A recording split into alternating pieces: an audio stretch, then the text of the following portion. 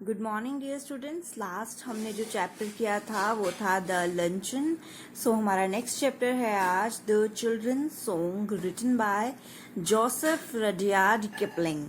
देखो बच्चे, it's just a poem. अब अगर हम बात करें J.R. किपलिंग की, यानी कि हमारे राइटर की, सो वो इंडिया से नहीं थे। वो उन्होंने इंडिया में बॉर्न किया था, लेकिन वो इंग्लैंड से थे। तो उन्होंने जो ये पोएम लिखी है, not for India but for the world, पूरे वर्ल्ड की तरफ से उन्होंने बच्चों की तरफ से ये पोएम लिखी है। So let's start reading the poem. Land of our birth, we pledge to thee our love and toil in the years to be, when we are grown and take our place as men and women with our race. देखो बच्चे, ये poem देखने में जितनी simple लगेगी या छोटी लगेगी, वो इतनी सिंपल नहीं है। इसके डीप मीनिंग्स हैं। तो आप अगर ये पोएम को नहीं समझ पा रहे हो तो ध्यान से समझना, क्योंकि मैं आपको एक एक वर्ड का मीनिंग बताने वाली हूँ। अच्छे से डीप मीनिंग के साथ बताऊंगी, सो आप ध्यान से सुनना। लैंड ऑफ आर बर्थ, यानी कि हमारी जन्मभूमि जहाँ पे हम पैदा हुए हैं। We pledge to thee, pledge मतलब होता है प्रतिज्ञा, यानी कि कसम खाना। दी मतलब होता है बच्चे यू, यानी कि हमारी जन्मभूमि, हम तुम्हारी प्रतिज्ञा करते हैं, हम कसम खाते हैं क्या, हमारा लव एंड टॉयल। टॉयल मतलब होता है हार्ड वर्क, स्ट्रगल। हमारा लव और हार्ड वर्क तुम्हारे लिए in the years to be आगे बढ़ेगा। व्हेन वी आर ग्रोन, जब हम बड़े होंगे। एंड टेक आर प्लेस, संसार में अपनी जगह बना चुके होंगे। टेक आर प्लेस का मतलब भाई हम सेट हो जाएंगे, लाइक कोई डॉक्टर, इंजीनियर, कुछ भी जो कोई बन जाएगा। सो हम तुम्हारी दिल से, प्यार से और हार्डवर्क से सेवा करेंगे। As man and women with our race, जब हम बड़े हो जाएंगे, यानी कि गर्ल और बॉय से मैन और वीमेन बन जाएंगे। विद आर रेस यानी कि जिंदगी की दौड़ में हम बड़े हो जाएंगे, तो हम तुम्हारी प्यार से और हार्डवर्क से तुम्हारी सेवा करेंगे, हम तुम्हारी कसम खाते हैं। नेक्स्ट है father in heaven who loves all, O help thy children when they call. Father in heaven का मतलब है बच्चे गॉड की बात कर रहे हैं। गॉड हु लवेस्ट ऑल, यानी कि गॉड भगवान जो सबसे प्यार करते हैं। O help thy children when they call. O help, thy का मतलब भी जैसे THEE दी था ना ऊपर, जिसको मैंने यू बोला था, इसी तरह से THY भी यू है। ओ हेल्प यू मतलब तुम हमारी हेल्प करना। चिल्ड्रन व्हेन दे कॉल, जब बच्चे तुम्हें बुलाएंगे। ओ भगवान, आप जो सबसे प्यार करते हो, आपको हमारी हेल्प करनी है जब हमें आपकी ज़रूरत होगी।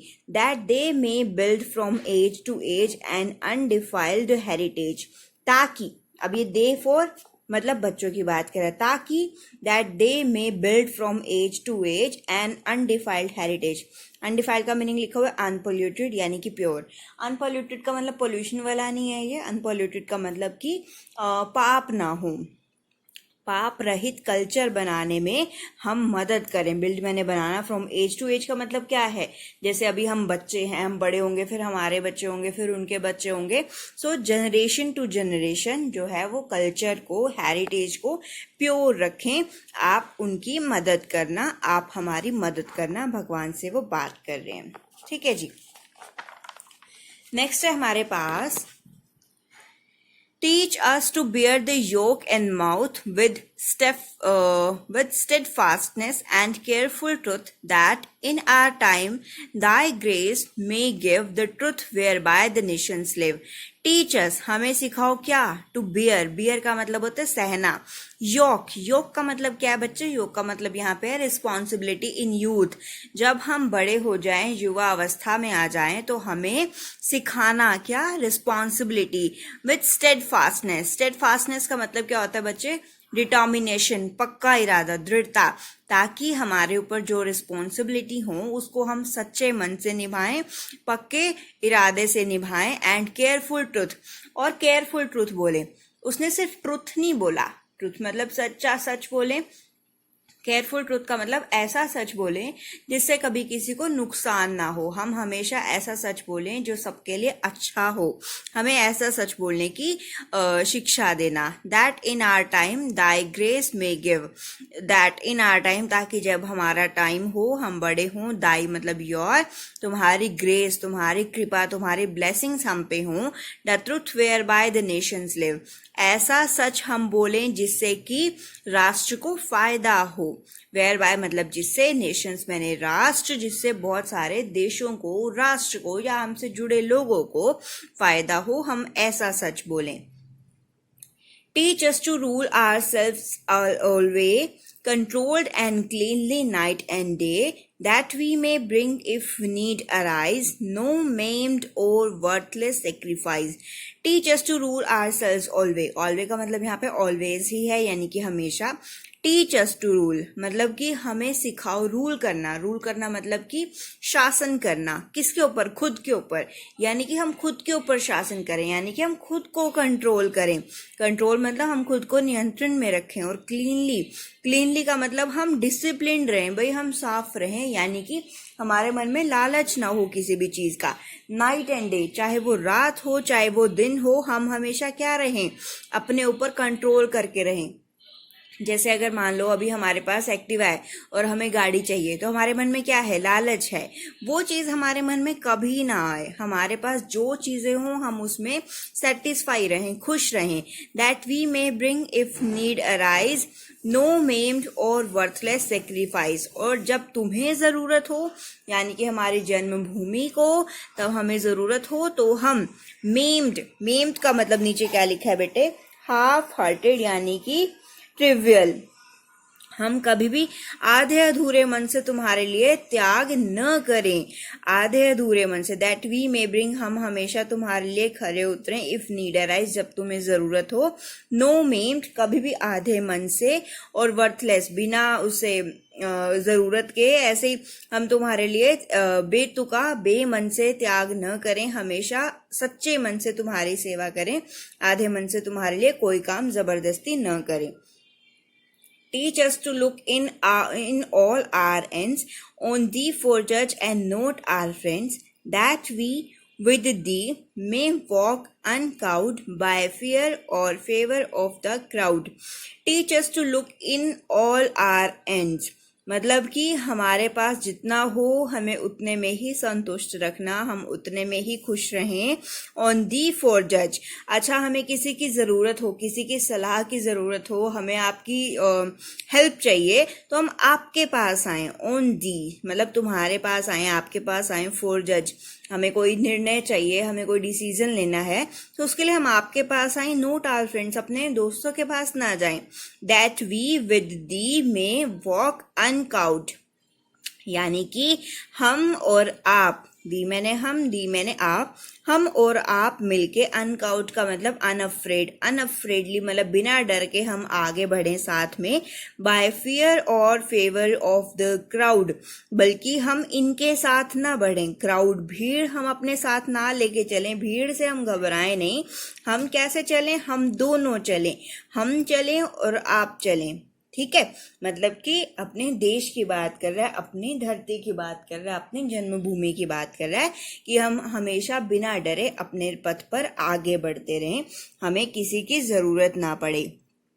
Teach us the strength that can not seek, हमें ऐसी शक्ति देना, दैट कैन नॉट सीक, जिसकी हमें किसी और से ज़रूरत ना मांगनी पड़े। सीख मैंने वैसे मांगना होता है, मतलब कि हमें जितनी भी शक्ति चाहिए भगवान वो आप देना, हमें किसी के आगे हाथ ना फैलाने पड़े। बाय डीड और thought to hurt the weak, हम कभी भी डीड मैंने अपने कार्य कर्म, हम अपने काम से या सोच से, टू हर्ट द वीक, कभी किसी को, वीक मैंने यहाँ कमज़ोर भी है, पुअर भी है, कि लाचार भी है, हम किसी को नुकसान ना पहुंचाएं, ना तो अपने काम से और ना अपनी सोच से हम कभी किसी को हर्ट ना करें। दैट अंडर दी वी में पोजेस, और आपके नीचे, अंडर मतलब नीचे, दी मैंने यू, आपके अंडर हम, वी में पोजेस, पोजेस का मतलब होता है अधिकारी, आपके अंदर ही हम राज करें, यानी कि आपके अंडर रह के, आपके नीचे रह के। Men's strength to comfort men's distress, और हम हमारी शक्ति किसी के लिए प्रॉब्लम ना बने, मतलब कि मेंस डिस्ट्रेस, दूसरों की प्रॉब्लम्स में हम अपनी शक्ति का इस्तेमाल करके उनको प्रॉब्लम से निकालें, यानी कि उनका अपनी शक्तियों का गलत फायदा ना उठाएं, लोगों की प्रॉब्लम्स को हम सॉल्व करें और हम आपसे वो शक्ति प्राप्त करें। Teach us delight in simple things and mirth that has no bitter springs. Teach us delight. Delight का मतलब happiness. हमें खुशियां सिखाओ in simple things. हम छोटी छोटी चीज में खुशियां ढूंढे। सपोज आपके पेरेंट्स आपके लिए चॉकलेट आपने मांगी थी, चॉकलेट नहीं लाए और टॉफीज ले आए। सो ये ना हो कि आप नाराज हो जाओ कि चॉकलेट मांगी थी वो तो लेके नहीं आए, ये क्या बात हुई, ये वो। आप छोटी छोटी चीज में हम खुशियां ढूंढे। टीचर्स डिलाइट, हम हैप्पीनेस ढूंढे सिंपल थिंग्स में। And mirth that has no bitter springs. Mirth मैंने खुशी, हमारी खुशियों में कोई दुख ना हो। दुख का मतलब क्या है? हमारी खुशी दुख एक साथ कैसे? दुख मतलब कि किसी और के दुख से हमें खुशी ना मिले, हमारी खुशियां हमारे कर्मों से मिले, हमें दूसरों के दुख से हमारी खुशियां ना खड़ी हों। लाइक अगर किसी को नुकसान पहुंचाए तो उससे हमें खुशी ना हो, हमारी खुशी में ही हमारी खुशी हो, जिससे हमारी खुशी से किसी और को दुख भी ना हो। Forgiveness free of evil done and love to all men neath the sun. यहाँ पे नीथ का मतलब आपको आगे लग रहा है ना साइन, वो आपके आगे ये अपोस्ट्रोफी वाला साइन लगा हुआ, दैट मीन्स बीनीथ की बात कर रहा है। Forgiveness free of evil done, forgiveness का मतलब होता है माफी देना, माफ करना। माफ करें किसको? एविल मैंने बुरा। अगर कोई हमारे साथ बुरा कर भी देता है तो हम उसे हमेशा माफ करें, हम उसके लिए बुरा मत सोचें।